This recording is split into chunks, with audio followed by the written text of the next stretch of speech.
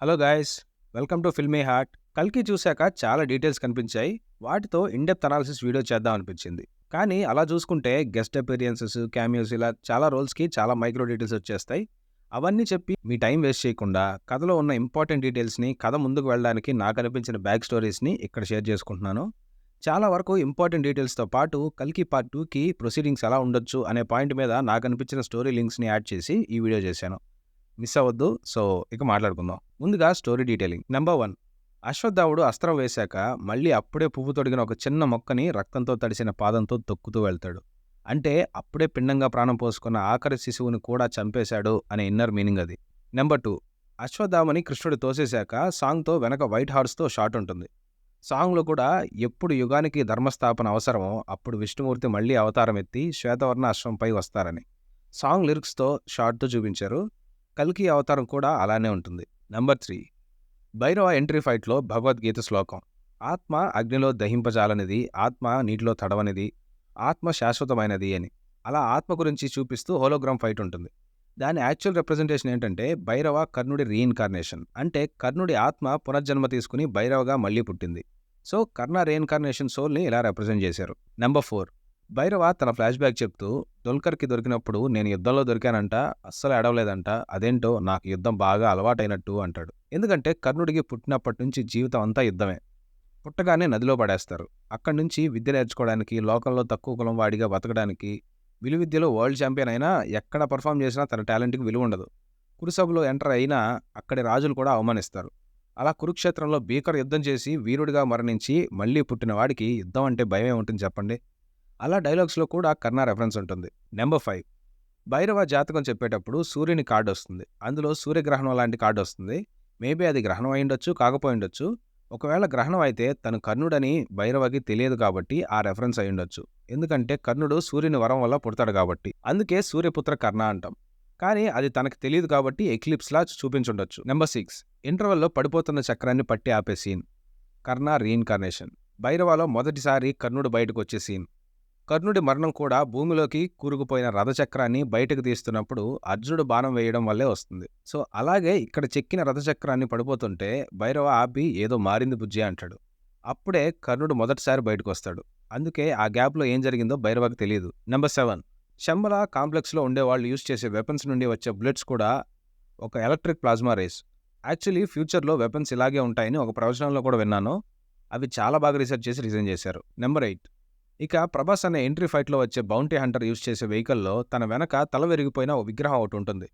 ఆ విగ్రహం hand postures క్లైమాక్స్లో ఎస్కిన్ హ్యాండ్ పోస్చర్స్ ఒకేలా ఉంటాయి.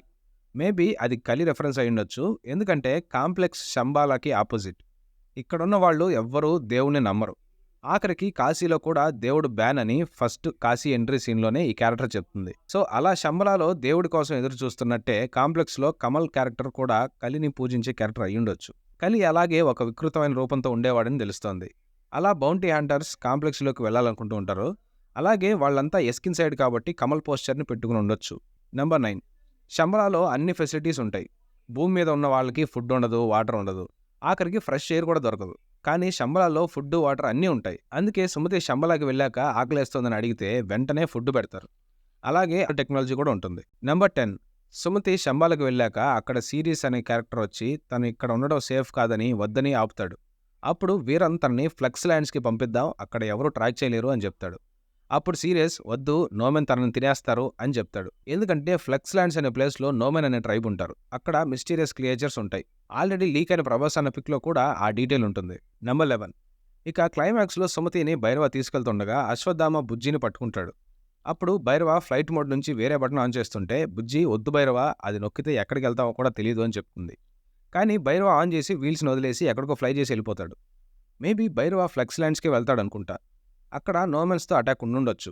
ఒకవేళ ఆ అటాక్లోనే పరశురాముని కలవచ్చు. అక్కడే చిరంజీవుల్లో ఇంకెవరినైనా కూడా ఇంట్రొడ్యూస్ చేయొచ్చు. నెంబర్ 12.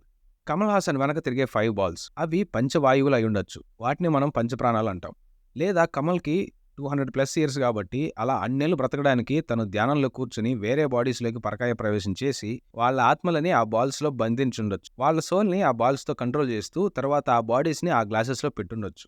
నెంబర్ 13. కౌన్సిలర్ బానీ రూమ్లో వెనక వెంకటేశ్వర స్వామి కిరీటం ఉంటుంది. ఎస్కిన్ ఇంట్రడక్షన్ సీన్‌లో చెప్తాడు. దేవుడని, డబ్బులని, వందల యుద్ధాలు చేసిన వాళ్ళని ఒక్క యుద్ధంతో గెలిపించాను అంటాడు. ఒకవేళ ఆ యుద్ధం టైంలోనే తిరుమల వెంకటేశ్వర స్వామి కిరీటం తీసేసుకుని ఉండొచ్చు. అందుకే ఆ కిరీటం కౌన్సిలర్ బానీ యాంటిక్ మ్యూజియంలో ఉండుంటుంది. సో ఇవండి కల్కి పార్ట్ 1లోని మేజర్ డీటెయిల్స్. ఇక పార్ట్ 2కి సంబంధించి నాకు అనిపించిన కొన్ని స్టోరీస్‌తో లింక్ చేసి ఇక్కడ కొంచెం డిస్కస్ చేశాను. వాటి గురించి మాట్లాడుకుందాం. నంబర్ 1, ఒకవేళ దుల్కర్ అర్జున అయ్యుంటే కర్ణుడిని అన్యాయంగా చంపానన్న బాధతో మళ్లీ పుట్టి కర్ణుడిని పెంచి కర్మఫలంగా కాంప్లెక్స్‌లో ఖైదయ్యుంటే? నాకెందుకు ఇలా అనిపించిందంటే కురుక్షేత్రంలో కర్ణుడిని చంపేది అర్జునుడు. క్లైమాక్స్‌కి అర్జునుడి గాంధీవం కాంప్లెక్స్‌కి చేరింది. కర్ణుడి అస్త్రం అశ్వత్థామ ద్వారా మళ్లీ కర్ణుడి చేతికొచ్చింది. ఒకవేళ దుల్కర్ అర్జునుడిగా మారి గాంధీవంతో కాంప్లెక్స్‌కొచ్చి కర్ణ అశ్వత్థామలతో కలిసి మన పురాణాల ప్రకారం కల్కికే పరశురాముల వారు గురువుగా యుద్ధ విద్యలు నేర్పుతారు అని ఉంది. అలా పరశురాముని వెతకడానికి వెళ్ళడం, ముగ్గురు కలిసి కల్కిని పరశురాముడి దగ్గరికి తీసుకెళ్లడం అలా ఏమైనా ఉండొచ్చు అనిపించింది. సో అందుకని అర్జున ఏమో అనిపించింది. నంబర్ 2, ఎస్కిన్ దుర్యోధనుడు అయ్యుండొచ్చు, అలాగే ఏకలవ్యుడు కూడా అయ్యుండొచ్చు. ఎందుకంటే దుర్యోధనుడికి భీముడి కన్నా బలం రావాలని శకుని గాంధారితో ఒక పూజ చేయించి ఆ మూలికలతో వచ్చే ఆయిల్ని దుర్యోధనుడి బాడీ మీద ఎక్కడా గ్యాప్ లేకుండా రాయమని చెప్తాడు. దాన్ని కృష్ణుడు తన మాయతో మిస్ చేస్తాడు. అప్పుడు గాంధారి ఆయిల్ రాస్తుంటే తొడలు మిస్ అవుతాయి. అందువల్ల మిగిలిన బాడీ అంతా చాలా స్ట్రాంగ్ అయినా తొడలు వీక్గా ఉండడం వల్ల దుర్యోధనుడి ప్రాణం తొడల్లోనే ఉంటుంది. అందుకే కృష్ణుడు భీముడితో దుర్యోధనుడి తొడలు విరగ్గొట్టమని చెప్తాడు. అది చూసిన ఈ దుర్యోధనుడు అన్యాయంగా తనను చంపారని కృష్ణుడిని నిందిస్తూ ప్రాణాలు వదిలేస్తాడు. ఆ ద్వేషంతో ఒకవేళ అలా ఇప్పుడు దుర్యోధనుడు పుట్టుంటే, అలాగే ఫస్ట్ కమల్ సీన్లో ఒక యుద్ధంతో మనుషులు చేసే యుద్ధాన్ని ఆపాను అంటాడు. సో అంత పెద్ద యుద్ధం అంటే మేబీ దుర్యోధనుడు కూడా అయ్యుండొచ్చు అనిపించింది. పైగా దుర్యోధనుడికి కృష్ణుడు అంటే అస్సలు పడదు. సో కల్కి కృష్ణుడు అవతారం కాబట్టి అలా చూసినా ఎస్కిన్ దుర్యోధనుడి క్యారెక్టర్ అయ్యుండొచ్చు అనిపించింది. ఇక ఇంకో డౌట్ ఏంటంటే ఏకలవ్యుడు కూడా అయ్యుండొచ్చు అని. ఎందుకంటే కమల్ క్లైమాక్స్లో గాంధీవాన్ని ఎత్తుకుంటాడు. దుర్యోధనుడికి విలువిద్య రాదు, గదా యుద్ధం చేస్తాడు. సో మహాభారతంలో అర్జునుడికి పోటీగా నిలబడేలా విలువిద్య నేర్చుకున్నవాడు ఏకలవ్యుడు. అందుకే తను అర్జునుడికి పోటీ అవుతాడని ద్రోణాచార్యుడు వేలు అడుగుతాడు. అది వేరే కథ అనుకోండి.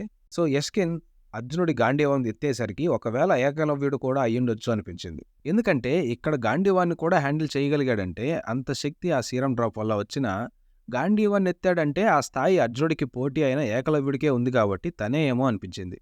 ఒకవేళ ఎస్కిన్ నార్మల్ పర్సన్గా ఉన్నప్పుడు కలి తనను ఇన్ఫ్లుయెన్స్ చేసి ఇలా నీకు అన్యాయం చేశారు, ద్రోణాచార్యుడు అలా అడగడానికి కృష్ణుడు కూడా కారణమే అని చెప్తే ఆ ద్వేషం వల్ల కలితో కలిసి మొత్తం వరల్డ్ తన కంట్రోల్లో ఉంటుంది అని ఇన్ఫ్లుయెన్స్ అయ్యి ఎస్కిన్ ఇలా మారాడేమో.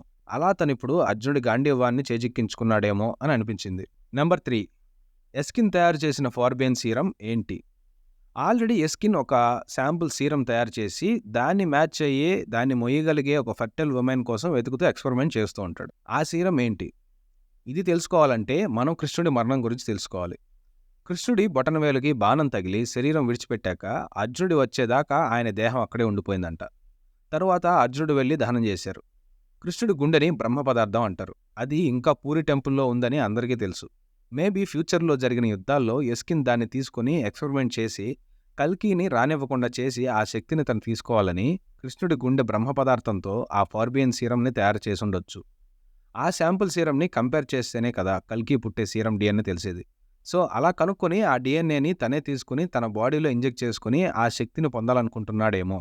ఒకవేళ తన చుట్టూ ఉండే ఆ 4 బాడీస్ ఉంటాయి కదా గ్లోబ్స్లో, ఒకవేళ కృష్ణుడి డిఎన్ఏతో టెస్ట్ చేసినప్పుడు ఆ బాడీస్ మీద టెస్ట్ చేసి అవి పోయి ఈ ఫైనల్ బాడీ మిగిలిందేమో. ఒకవేళ ఆ డిఎన్ఏ తీసుకున్నాక కూడా కల్కి పుట్టిన ఆ కల్కిని ఎదుర్కొనే శక్తి తనకు వస్తుందని ఎక్స్పెరిమెంట్ చేస్తున్నాడేమో. సో ఇది కృష్ణుడి డిఎన్ఏకి ఈ సీరంకి ఉన్న కదా అని నాకు అనిపించింది.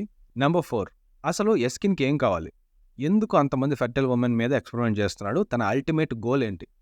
ఒకవేళ కమల్ కలి కోసం పనిచేస్తుంటే, ఎందుకంటే కాంప్లెక్స్ మీద ఉండే సింబల్కి కమల్కి కొంచెం డిఫరెన్స్ ఉంటుంది. ఆ సింబల్ కలి అయ్యుండొచ్చు, కలి ఇన్ఫ్లుయెన్స్ వల్ల తనలా మారుండొచ్చు. ఈ వరల్డ్ తన కంట్రోల్లో ఉండాలంటే కల్కి రాకూడదు. కలియుగం ఇలాగే కంటిన్యూ అవ్వాలి, ఎప్పటికీ కలియుగమే నడవాలి. అదే తన గోల్ అయ్యుండొచ్చు. అందుకే కల్కిని ఆపడానికి ప్రెగ్నెంట్ ఉమెన్ టెస్ట్ చేసి చంపడం లేదా వాళ్ళ మీద ఎక్స్పెరిమెంట్ చేసి కల్కి శక్తిని తను తీసుకునేలా ఆ సీరం కోసం ఎక్స్పెరిమెంట్ చేసి ఉండొచ్చు. చూద్దాం మరి ఎలా ఉంటుందో. సో ఇవ్వండి కల్కిలో నాకు కనిపించిన మేజర్ డీటెయిల్స్ అండ్ కల్కి 2లో ఇలా ఉండొచ్చేమో అనిపించిన బ్యాక్ స్టోరీస్.